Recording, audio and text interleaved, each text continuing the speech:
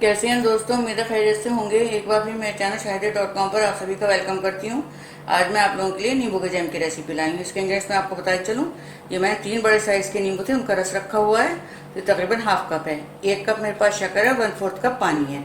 Ratio यही रखिएगा। और जो 2 बड़े थे मेरे पास नींबू, उनका मैंने ये ऊपर का जो पीला हिस्सा था वो ग्रेट किया। सफेद हिस्सा बिल्कुल मत करिएगा, तो कड़वा हो जाएगा।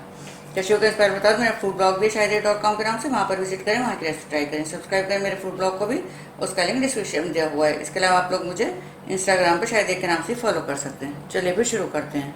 ये पैन में पानी और शक्कर डाल करके इसको काफ़ी थिक होने तक हमें पका लेना। अभी और कोई चीज़ इसमें ऐड नहीं होगी और हाई फ्लेम पे ही बनाना है इसको।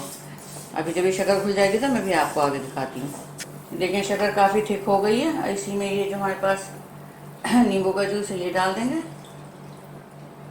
इसमें ये बीज वगैरह आ गए, इनको निकाल देना है। और ये जो छिलका था इसको भी इसमें डालेंगे। बड़ी अच्छी खुशबू आती है इससे।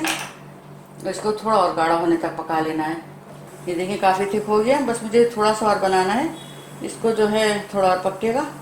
अच्छा, दूसरी ये है कि इसको जब भी स्टोर करें तो पूरी तरह ठंडा ना होने दें। जब थोड़ा सा ये गर्म हो हल्का बिल्कुल, उस टाइम इसको किसी बॉटल वगैरह में जो है स्टोर कर ले। नहीं तो अगर आप इसको पूरा ठंडा करके स्टोर करेंगे तो ये जम जाएगा, फिर इसमें मज़ा नहीं आएगा बिल्कुल। कुछ लोग जो हैं इसको उबाल करके नींबू को बनाते हैं, लेकिन उसके लिए ये कि फिर आपको 10-12 दिन के लिए छोड़ना होता है, तब उसका जायका निकल के आता है। तो ये दोनों तरीके हैं बनाने के। इस तरह से ही बनाया जाता है, ये ज़्यादा ईजी है। ये काफ़ी ठीक हो गया, बस मैं भी आपको निकाल करके दिखाती हूँ। तो ये देखें हमारा नींबू का जैम बनकर बिल्कुल तैयार है। मुझे जरूर बताइए कि रेसिपी आप लोगों को कैसी लगी। आप लोगों के लाइक्स और कमेंट्स का मुझे इंतजार रहेगा। शेयर करें मेरी रेसिपी को, सब्सक्राइब करना बिल्कुल भी ना भूलें। मिलती हूँ जल्दी नई रेसिपी के साथ, तब तक अपना ख्याल रखें।